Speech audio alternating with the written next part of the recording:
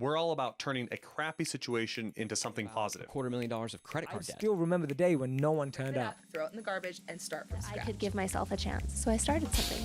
I mean, I think that counts as from poop to gold. Hey guys, welcome back to From Poop to Gold. I'm Daniel Harmon, Chief Creative Officer at Harmon Brothers, your host. And my guest today is Spectacular Smith. Spectacular, thank you for joining us. Thank you for having me. So Spectacular, to give you a little backstory here, he is the founder and CEO of Adwazar. It's an ad agency and consultancy firm.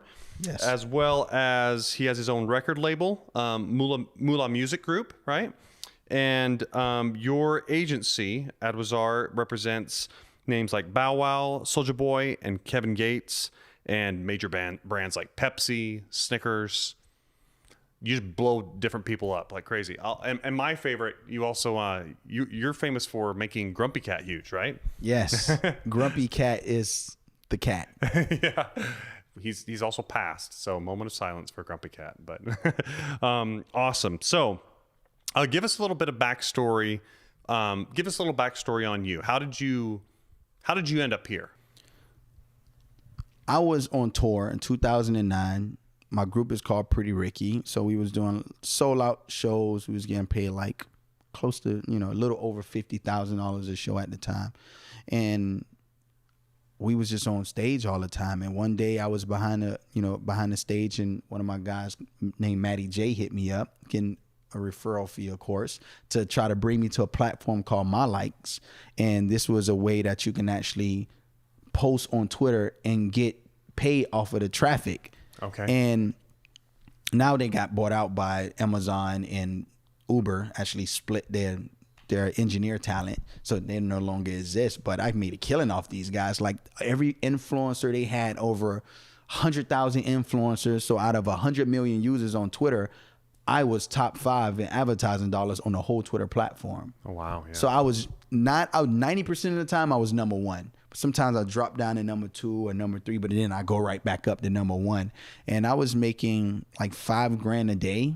Oh, wow. And I was on the road. It was just a side hustle. I was on the road, and that's what made me start building all these accounts. Okay. So I was like, man, like I'm a personality brand. I'm quote unquote celebrity or famous. Yeah. But my page is not going to grow fast enough. So how can I grow as fast as possible? So the way I thought of was, I was like, well, I need to create these parody accounts. Let me create a fan account of Cat Williams, a Will Ferrell, of Angelina Jolie, a Brad Pitt. Like I started naming all these amazing people, and I was like, let me create their page, because Will Ferrell not cracking jokes all day. Like right. He's like, some people used to say, hey, Will Ferrell, you need to be like this Will Ferrell, right? Because we was just cracking jokes all day, and they see his face, they see the name, and they picture him saying it. So it just was going viral. Yeah. And it got addicting. Every time I refresh, money went up. Refresh, money went up. $200. Refresh, $300. Like, holy smokes. And at that time, me and my father got into it. We was living together, and he really, we had all our money together, and he kind of didn't make the right decisions with the money. Like he made bad decisions with the money and kind of left me flat broke. So I took this as a strategy after we got off tour. I was like, yo, like it's nothing. He kicked me out. We had an argument. Everybody was standing in the same house, had the same vision. And I went to my fiance mom house. We went there, stayed in a little bedroom, and I went on her computer in the living room, in her den, and I just went crazy. I was just like, man, I gotta get this thing going. Within the first couple of months, I think I was at 100,000. Oh, it like started from zero and just blew it up. Starting over from zero. From zero, yeah. I had to start over. Like I said, Twitter had suspended all the accounts, and I had to start from scratch. So it was like, I got to get this thing going. So it was a drive, the motivation. At the same time, it was addicting just to post something and refresh, and you made $50. You made $100. Then at the end of the day, it's like, dang, that was 3,000 for the day. It's like it grows and grows. Yeah, just completely changing your world with this thing. Yeah, it was awesome. It was easy. Well, so you're describing that circumstance there is. So in this podcast, we always discuss a moment where someone's gone basically from poop to gold, right? Where you've kind of taken a crappy situation, turned it into something positive. Is that the moment you'd identify in your career right there? Or what would be the moment for that for you? So I was still doing, like, I figured out a way when My Lights got bought out, I figured out a way to mimic what they was doing and selling ads against the traffic that I was sending on these Facebook pages and Twitter pages, and Facebook didn't like it. They found out we was making millions of dollars and they wanted in, so they created something called instant articles and they tried to push us out. And I shouldn't even say try, like they pushed us out. They realized that they can stop what we was doing. They realized that it wasn't really that good of an experience for the Facebook users. They did some survey or whatever, surveys. Yeah. And it came back that they didn't like it. I don't know, whatever. People was clicking the crap out of it, so they had to like it. But Or my maybe there was revenue- a group that was really passionate about it and clicking on it. Maybe a bunch of other people turned off, something like that. Who You knows, never know. right? Yeah, you never know. So long story short, they cut my revenue by 80% in 30 days. Oh, wow. So imagine Yeah. making millions and then boom, 1 month flatline, 20%. But I seen it coming. I knew it was coming. They was fighting us too hard. So it was just like, let me It was like figure the out a way. inevitable. I knew it was coming, but my competitors, they didn't see. They just took it for granted. They just thought, you know, when it's good, it's just Yeah, good. You're like, oh, this gonna last forever. And I just knew it was gonna end one day. So I started preparing myself to make the transition For the next thing. And that's when I transitioned to the agency model.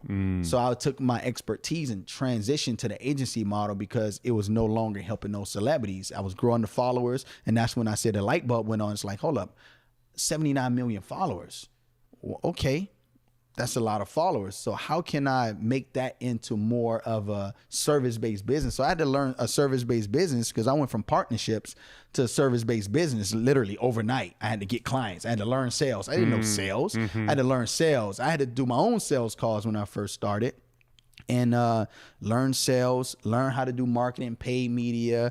I was doing SEO, spend all this money on SEO and didn't really get much out of that. Was paying the agency, and I was like, oh, screw that. Let me figure out how to do this myself. Like, let me train my team and give my team some training on how could we bring this in-house. And then we took the skill set that we was doing to generate clients, and we started using that to generate clients for clients. And it kind of started building from there. But it was tough. Yeah. It was tough. One of my competitors was making $45 million a year and got flatlined. Oh, yeah. Yeah, they went out of business. $2 million payroll, $45 million a year, gone. Yeah. This is a story we see over and over again with these platforms. Yeah. That if you don't build something robust, Yes. that isn't solely reliant on just one single platform. Yes.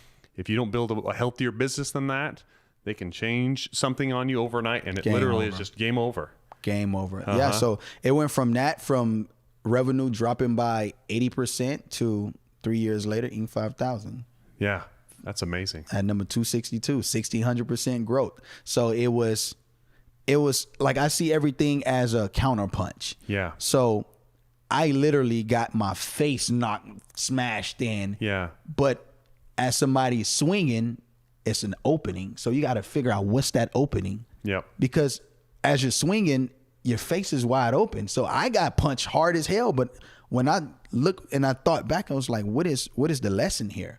And it's always a lesson. So if I would have stayed on that business model, it wasn't a scalable business model. But now I have a business model with my program and the way that I have my agency set up with consulting, and I can scale it up. You know, you can pay my company and we'll help you and walk you through launching and having a successful social media following just by us walking you through it, and you do the work yourself.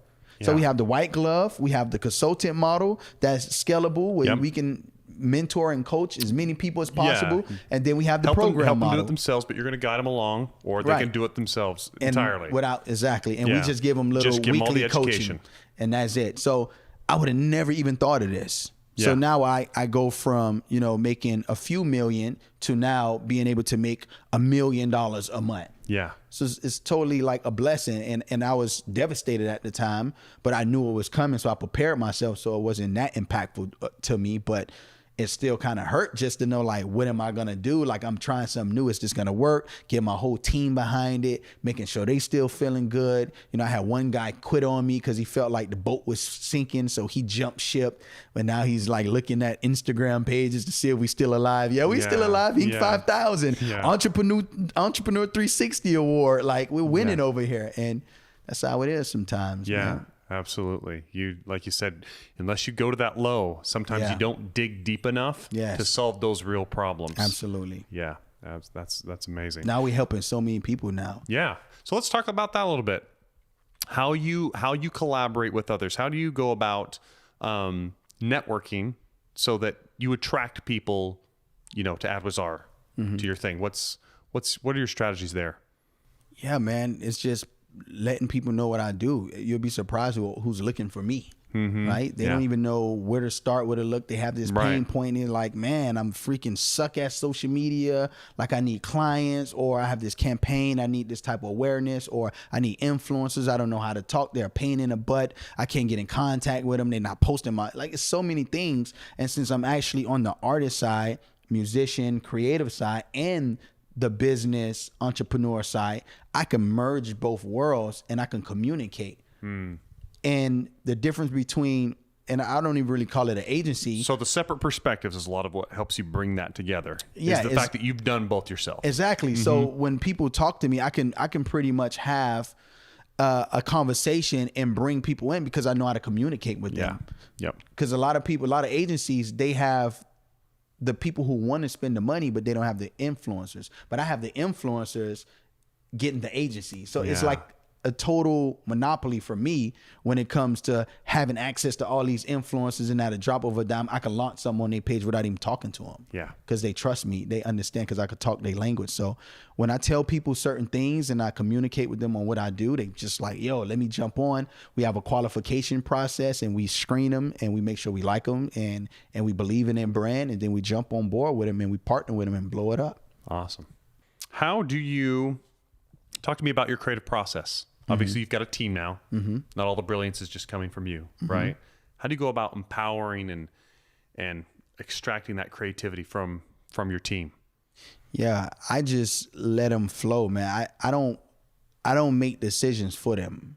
So I ask questions like, what would you do? What do you think? And I let them make their own decisions. Even if I know the answer, I really want them to figure it out, because a lot of times I felt like I did know the answer and they came up with something genius. I was like, whoa, I wasn't even thinking about that. But if I would have just been the boss to come and say, hey, do this, do this, do that, and I don't let them use their creative juices, then I totally just missed out on a brilliant idea that they had, but I forced them to do what I wanted them to do. Yeah. So I just empower them and just let them do what they want and let them lead for their departments. I call it the CEO of their department. So if you're marketing, you're the head of marketing, you're the CEO of marketing. How would you run your employees? And they treat it like that. They go home, they put the overtime in. I'm not the only one shooting emails 2, 3 in the morning. They shoot me emails 3, 4 in the morning because they consistently learning, consistently on the grind, and making sure that the company don't lie on me, it lie on everybody else. Even if I'm driving the ship, like I still need the paddler. I need everybody paddling and telling me what's in front of me. Yeah. And really pushing the boat together. Yeah. That's kind of a fun thing. CEO of their department. That's what cool. I tell them, and they take it serious. Yeah. Yeah. And I seen the growth. Every day we learn. We try to get better every day, learn something every single day. Everybody takes programs and courses in every department. Either you're an executive assistant, if you my junior strategist, my senior strategist, everybody has to take programs. And everybody learn every single week. Constant education. Constant education. Either we reading a book, you're taking the program.